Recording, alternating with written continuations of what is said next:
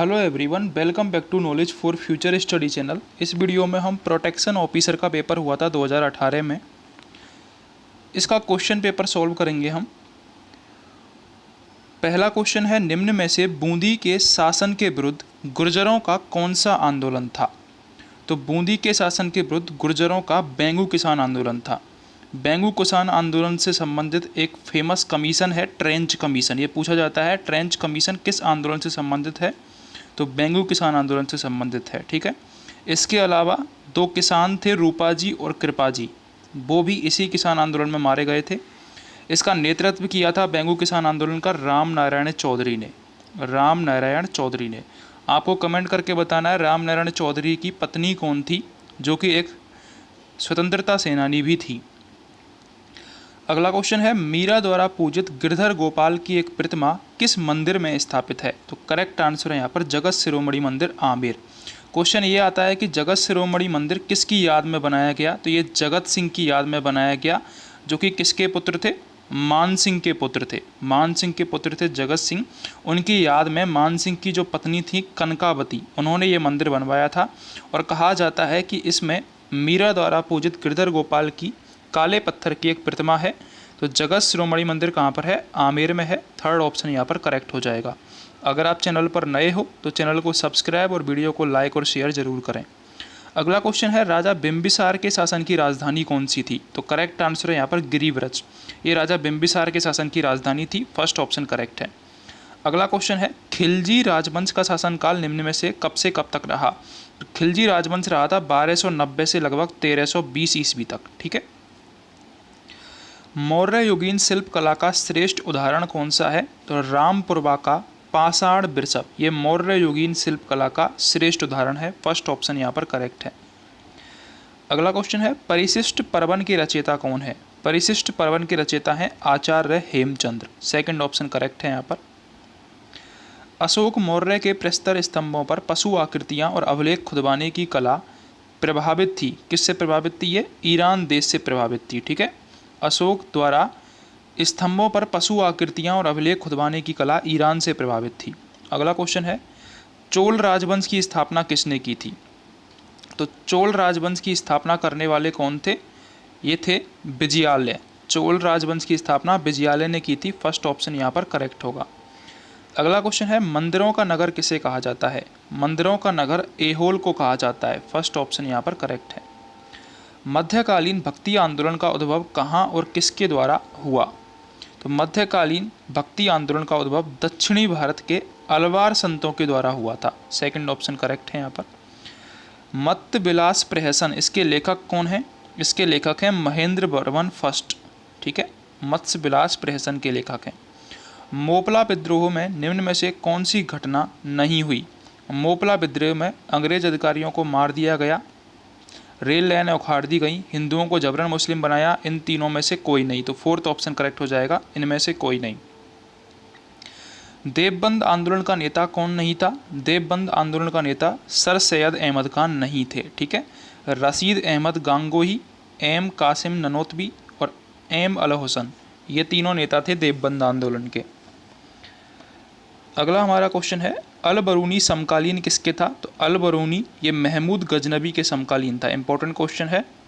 सुभाष चंद्र बोस को निम्न में से किस देश ने सैनिक सहायता दी थी? सुभाष चंद्र बोस को जर्मनी ने सैनिक सहायता दी थी। फर्स्ट ऑप्शन करेक्ट है यहाँ पर। सिंह सभा की स्थापना किस वर्ष हुई थी? तो सिंह सभा की स्थापना हुई थी 1873 ईस्वी में। फर्स्ट ऑप्शन करेक्ट है। अगला क्वेश्चन है, निम्नलिखित में से गलत युग्म लिखिए। तो गलत युग्म में से कौन सा है? पहला है भारत का चीन में आक्रमण 1962 में, बिल्कुल सही है। गोवा को पुर्तगाल से आज़ादी 1961 में, ये भी सही है। भारत पाक युद्ध 1965 में हुआ था, ये भी सही है। तो बचा कौन सा? चौथा, ये गलत हो जाएगा। ताशकंद समझौता 1968 में नहीं हुआ था।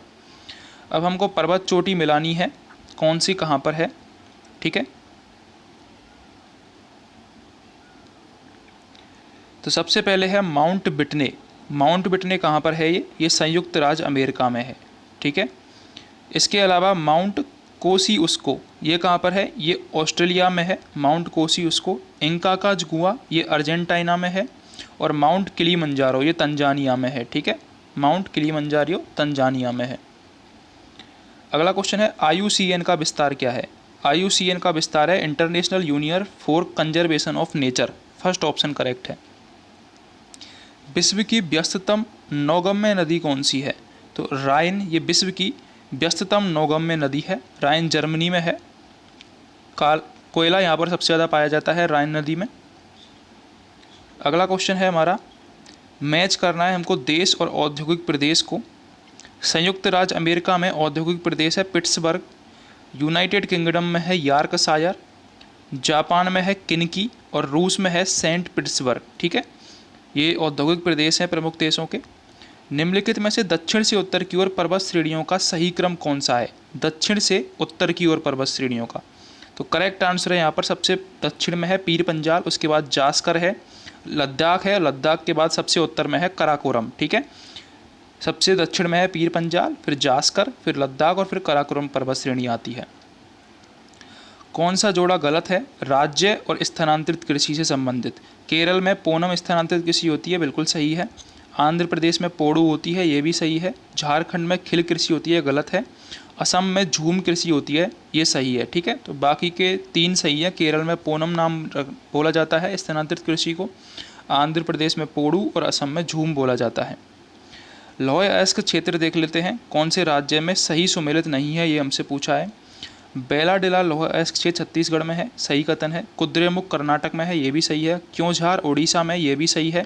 नावमुंडी पश्चिमी बंगाल में है, ये गलत है, लौह अयस्क क्षेत्र नहीं है। ठीक है, कौन सा सुमेलित नहीं है उद्योग और स्थिति को लेकर? पहला है एल्युमिनियम, एल्युमिनियम कोरबा में पाया जाता है, सही है। कागज भटिंडा में, ये गलत है। रासायनिक उर्वरक तालचेर में, सही है। लोहे इस्पात सलेम में, ये भी सही है। तो कागज भटिंडा में नहीं पाया जाता। उत्तर दक्षिण गलियारा निम्न शहरों में से होकर गुजरता है। अंबाला, नागपुर, हैदराबाद और मदुरई, इन शहरों से होकर गुजरता है उत्तर दक्षिण गलियारा। अगला क्वेश्चन है, निम्नलिखित में से अरावली के दर्रे कौन से हैं? तो अरावली के दर्रे इनमें से कौन से हैं? इनमें से शिवपुर घाट और देवारी, ये दोनों अरावली के दर्रे हैं। ठीक है, ए एंड सी यहाँ पर करेक्ट आंसर हो जाएगा, शिवपुर घाट और देवारी। राजस्थान वानिकी और जैव विविधता योजना निम्न में से किससे संबंधित नहीं है? करेक्ट आंसर है इसका सिंचाई विकास। राजस्थान वानिकी एवं जैव विविधता योजना सिंचाई विकास से संबंधित नहीं है, ये वृक्षारोपण, आजीविका संवर्धन और जैव विविधता संरक्षण से संबंधित है। अब एक तरफ नदी दे रखी है, एक तरफ बांध दे रखा है हमको, और सही हमको कूट मिलाना है। यहाँ पर कौन सा है? सतलज नदी पर जो बांध है वो है भांकड़ा नागल बांध।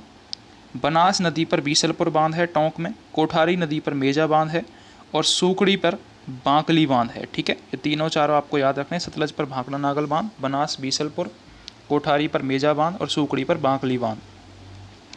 निम्नलिखित में से कौन सा जोड़ा गलत है?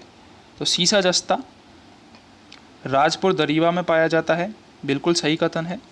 लौह अयस्क डावला क्षेत्र में पाया जाता है, बिल्कुल सही है। तांबा लीलवानी में पाया जाता है, ये गलत है। रॉक फॉस्फेट झामर कोटरा में पाया जाता है, ये सही है। ठीक है, तो तीनों सही है, लेकिन केवल ये गलत है, थर्ड ऑप्शन तांबा लीलवानी में नहीं पाया जाता।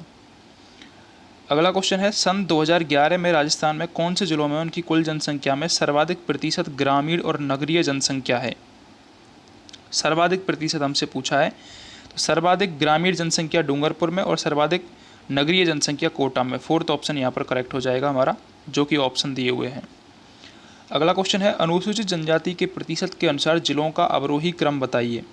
तो करेक्ट आंसर है यहाँ पर बांसवाड़ा में सबसे ज़्यादा अनुसूचित जनजाति, उसके बाद डूंगरपुर में, उसके बाद प्रतापगढ़ में, उसके बाद उदयपुर में। ठीक है, सबसे ये अवरोही क्रम है अनुसूचित जनजाति के प्रतिशत का। सेकंड ऑप्शन करेक्ट है यहाँ पर। अंतिम रूप से पारित संविधान पर संविधान सभा के कितने सदस्यों ने हस्ताक्षर किए थे? तो अंतिम रूप से पारित जो संविधान था उस पर संविधान सभा के 284 सदस्यों ने हस्ताक्षर किए थे। फोर्थ ऑप्शन यहाँ पर करेक्ट होगा। निम्नांकित में से कौन 1953 में गठित राज्य पुनर्गठन आयोग के सदस्य नहीं थे? तो करेक्ट आंसर है इसका पट्टाभी सीतारमैया। ये 1953 में गठित राज्य पुनर्गठन आयोग के सदस्य नहीं थे, बाकी के फजल अली, हृदयनाथ कुंजरू, KM पन्नीकर ये सदस्य थे। 100वें संविधान संशोधन से प्रभावित राज्यों का समूह कौन सा है?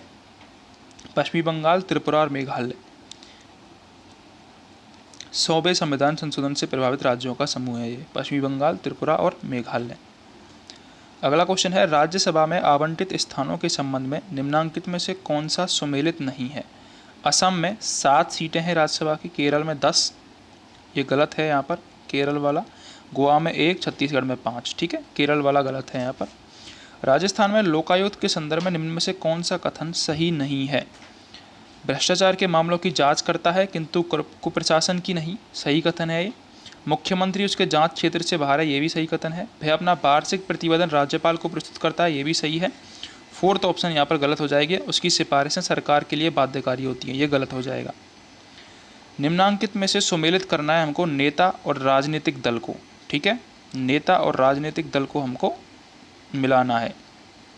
श्यामा प्रसाद मुखर्जी ये भारतीय जनसंघ के नेता थे। सी राजगोपालाचारी ये भारतीय स्वतंत्र पार्टी के नेता थे। ए गोपालन ये कम्युनिस्ट पार्टी ऑफ इंडिया के नेता थे। और आचार्य नरेंद्र देव ये प्रजा सोशलिस्ट पार्टी से संबंधित थे। संविधान के अनुच्छेद 178 के अनुसार विधानसभा अध्यक्ष होता है, ये चयनित होता है विधानसभा अध्यक्ष, थर्ड ऑप्शन यहाँ पर करेक्ट होगा। किस संवैधानिक संशोधन के द्वारा पांडिचेरी विधानसभा के निर्वाचित सदस्य भारत के राष्ट्रपति के निर्वाचक मंडल में सम्मिलित हुए। 70वें संवैधानिक संशोधन के द्वारा, फर्स्ट ऑप्शन करेक्ट है। भारत के संविधान के किस अनुच्छेद के अंतर्गत महानगर योजना के लिए समिति का गठन किया गया। अनुच्छेद 243 के द्वारा महानगर योजना के लिए समिति का गठन किया गया। भारत के संविधान की 11वीं अनुसूची का संबंध निम्नांकित में से किस अनुच्छेद से है, तो वो है 243(6) से, फर्स्ट ऑप्शन करेक्ट है। निम्नांकित में से कौन लोकपाल के लिए चयन समिति का सदस्य नहीं है। उच्च सदन में विपक्ष के नेता ये लोकपाल के लिए चयन समिति का सदस्य नहीं है। भारत के संविधान में अंतरिम संसद द्वारा कितने संशोधन किए गए हैं, तो एक संशोधन किया गया है, फर्स्ट ऑप्शन करेक्ट है। वर्किंग ए डेमोक्रेटिक कॉन्स्टिट्यूशन के लेखक कौन हैं, इसके लेखक हैं Granville Austin, first option correct है। संसद के सदन द्वारा इसकी बैठकों में लगातार कितने दिन अनुपस्थित रहने पर किसी सदस्य का स्थान रिक्त घोषित किया जाता है। 60 दिन अनुपस्थित रहने पर, थर्ड ऑप्शन करेक्ट होगा। निम्नांकित महिलाओं में से कौन भारत की मुख्य निर्वाचन आयुक्त रही है, तो BS रमा देवी ये भारत की मुख्य निर्वाचन आयुक्त रही है, फर्स्ट ऑप्शन करेक्ट है। Rogue elephant harnessing the India's unruly democracy इस पुस्तक के लेखक कौन हैं, तो पुस्तक के लेखक हैं साइमन डेनियर। विधानसभा में अभिभाषण का एवं संदेश भेजने का राज्यपाल का संविधानतः है, यह एक अधिकार है, ठीक है, फर्स्ट ऑप्शन करेक्ट है। संविधान के अनुच्छेद 164(1) के अनुसार राजस्थान का मुख्यमंत्री होता है, नियुक्त होता है, फोर्थ ऑप्शन करेक्ट है। किस वर्ष में राजस्थान विधानसभा की कुल सदस्य संख्या बढ़ाकर 200 की गई थी, तो करेक्ट आंसर है यहाँ पर 1977 में। इंपॉर्टेंट क्वेश्चन है, राजस्थान विधानसभा की कुल सदस्य संख्या 200 कब की गई, 1977 में। उच्च न्यायालय के न्यायाधीश के संबंध में निम्नांकित कथनों पर विचार करना है। वह राष्ट्रपति द्वारा नियुक्त होता है, बिल्कुल सही कथन है। उसे पद की शपथ राज्यपाल के द्वारा होती है, ये भी सही है। वह अपना त्यागपत्र भारत के मुख्य न्यायमूर्ति को देता है, ये गलत है। तो फर्स्ट और सेकंड दोनों सही हैं। निम्नलिखित में से कौन सा राजकोषीय घाटे को परिभाषित करता है। राजकोषीय घाटा बजट घाटा प्लस सरकार के बाजार ऋण तथा देयता के बराबर होता है, एवं राजस्व प्राप्तियां पूंजी प्राप्तियां माइनस कुल व्यय के बराबर भी होता है, ठीक है। फर्स्ट और सेकंड यहाँ पर सही होगा। अगला क्वेश्चन है हमारा, व्यक्तिगत प्रयोज्य आय खर्च योग्य आय किसके बराबर होती है, तो ये दोनों व्यक्तिगत आय माइनस प्रत्यक्ष कर तथा उपभोग व्यय प्लस बचत के बराबर होती है। अगला क्वेश्चन है, हेरोड डोमर मॉडल के अनुसार दिए गए सीमांत पूंजी उत्पादन अनुपात में अभिष्ट वृद्धि दर निम्न में से किस पर निर्भर करती है, तो ये निर्भर करती है बचत आय अनुपात पर, फोर्थ ऑप्शन यहाँ पर करेक्ट है।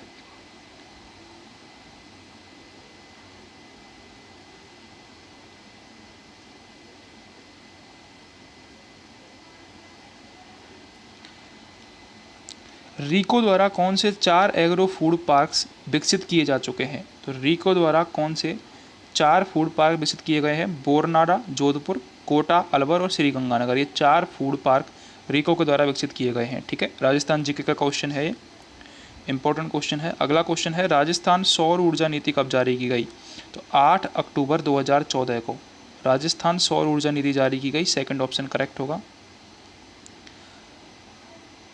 अगला हमारा क्वेश्चन है, Atal mission for rejuvenation and urban transformation Amrut योजना के संदर्भ में क्या सत्य है।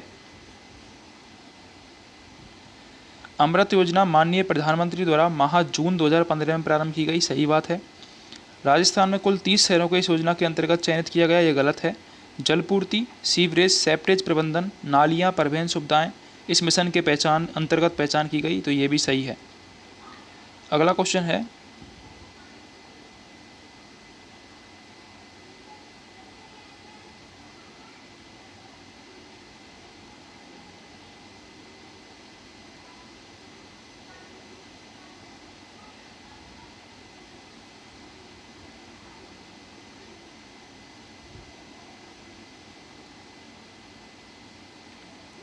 अगला क्वेश्चन राजस्थान जीके का है। राजस्थान के एक गांव में एक दूसरे पर पत्थर मारकर होली मनाई जाती है, यह गांव किस जिले में स्थित है? तो पत्थर मार होली के बारे में हमसे पूछा है, पत्थर मार होली किस जिले में मनाई जाती है? तो ये डूंगरपुर में मनाई जाती है, सेकंड ऑप्शन यहाँ पर करेक्ट होगा। कौन सा क्रिकेट खिलाड़ी हाल ही में भारतीय जनता पार्टी में शामिल हुआ है? तो गौतम गंभीर ये भारतीय जनता पार्टी में शामिल हुए हैं और दिल्ली के संबंधित हैं। राजस्थान के गोहिल राजवंश की कितनी शाखाएं थी? तो राजस्थान में गोहिल राजवंश की लगभग 24 शाखाएं बताई गई हैं, सेकंड ऑप्शन करेक्ट है। जालौर के चौहान शासकों में से कौन से राजा को दिल्ली के किसी सुल्तान के आक्रमण का सामना नहीं करना पड़ा? चाचक देव को दिल्ली के किसी सुल्तान का आक्रमण का सामना नहीं करना पड़ा। इनमें से कौन सी संगीत की साहित्यिक रचना महाराणा कुंभा द्वारा रचित नहीं है? तो कला निधि ये महाराणा कुंभा के द्वारा रचित नहीं है, बाकी के सुधा प्रबंध, संगीत मीमांसा, संगीत राज ये महाराणा कुंभा के द्वारा रचित हैं। सर्वहितकारणी सभा चूरू की स्थापना किसने की थी? तो स्वामी गोपाल दास ने सर्वहितकारणी सभा चूरू की स्थापना की थी। राजस्थान के गठन की प्रक्रिया में कितना समय लगा? लगभग 8 वर्ष लगे थे राजस्थान के गठन की प्रक्रिया में। देलवाड़ा में स्थित तीर्थंकर नेमिनाथ के मंदिर का निर्माण 1230 ईस्वी में किसने करवाया था? तो तेजपाल और वास्तुपाल ये दो मंत्री थे जिन्होंने करवाया था। गढ़बीटली स्थित है, गढ़बीटली किसे कहा जाता है? अजमेर दुर्ग को, तारागढ़ दुर्ग को गढ़बीटली कहा जाता है। मेवाड़ शैली की चित्रकला का स्वर्ण युग निम्न में से किसे माना जाता है? तो महाराणा जगत सिंह के शासनकाल को 1628 से 1651 ईस्वी को मेवाड़ शैली की चित्रकला का स्वर्ण युग माना जाता है। राजविलास की रचना किसने की थी? राजविलास की रचना कवि मान ने की थी। इंपॉर्टेंट क्वेश्चन है, आता है एग्जाम में। बडली प्रस्तर अभिलेख प्राप्त हुआ था, ये प्राप्त हुआ था भिलोट माता मंदिर से। जो बडली शिलालेख है वो भिलोट माता मंदिर से प्रारंभ हुआ था। गोगा जी के गोगामेड़ी नोहर में लगने वाले मेले की भारतीय तिथि क्रम के अनुसार महीना और तिथि कौन सा है? तो वो है भाद्रपद कृष्ण नवमी, गोगा नवमी इसे बोलते हैं। जसनाती संप्रदाय के नियमों की कितनी संख्या है? 36 नियम है जसनाती संप्रदाय के, ठीक है। और बिश्नोई संप्रदाय के 29 नियम हैं, दोनों आपको याद रखने हैं। नेजा से क्या आशय है? नेजा क्या है? नेजा रामदेव जी की पंचरंगी ध्वजा को बोला जाता है, फोर्थ ऑप्शन करेक्ट है यहाँ पर। मध्यकालीन राजस्थान में सर्वाधिक सूर्य मंदिर एवं सूर्य मूर्तियां प्राप्त होने वाला परगना कौन सा है? तो वो है सिरोही, यहाँ सर्वाधिक सूर्य मूर्तियां प्राप्त हुई हैं। मुर्कियाँ से क्या आशय है? मुर्कियाँ एक प्रकार का कानों का आभूषण है जो कि पुरुषों के द्वारा पहना जाता है। ये क्वेश्चन आता है, पुरुषों के द्वारा कौन सा आभूषण पहना जाता है? उसमें 3 ऑप्शन स्त्रियों के होंगे, एक होगा मुर्कियाँ जो कि कानों का आभूषण है, केवल पुरुषों के द्वारा पहना जाता है। राजस्थान में भूमित शैली का प्राचीनतम मंदिर कौन सा है? तो सेवाड़ी का जैन मंदिर जो कि पाली जिले में है, ये भूमित शैली का सबसे प्राचीन मंदिर है। पर्यटन स्थल अचलगढ़ कहाँ पर स्थित है? तो ये सिरोही में स्थित है अचलगढ़, ठीक है, फर्स्ट ऑप्शन करेक्ट है। गरासिया जनजाति का मुख्य नृत्य क्या है? बालर नृत्य। बालर नृत्य की विशेषता ये है कि ये बिना वाद्य यंत्र के होता है, इसमें वाद्य यंत्र काम में नहीं आता है और ये गरासिया जनजाति का प्रमुख नृत्य है, थर्ड ऑप्शन यहाँ पर करेक्ट होगा। इनमें से किस विकल्प के सभी विशेषण संज्ञा से बने हैं? ये हिंदी चालू हो गई है। हमने राजस्थानी जीके के जितने भी क्वेश्चन थे इस पेपर में वो डिस्कस कर लिए हैं। अगर आपको वीडियो हेल्पफुल लगी हो तो चैनल को सब्सक्राइब और वीडियो को लाइक और शेयर ज़रूर करें।